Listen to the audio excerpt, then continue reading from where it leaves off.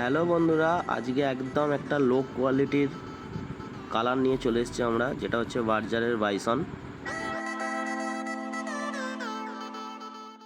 বার্জারের distemper. তো এটা হচ্ছে সবথেকে লো কোয়ালিটি। তো এটারই আজকে কাজ হচ্ছে বন্ধুরা, সেটাই তোমাদের দেখাবো।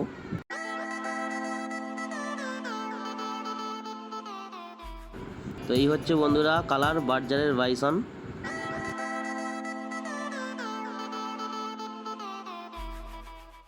তো বন্ধুরা এখানে ফার্স্ট কোট হয়ে গিয়েছিল, তো সেকেন্ড কোট চলছে এবং সিলিং হোয়াইট আছে, পুরো সাদা।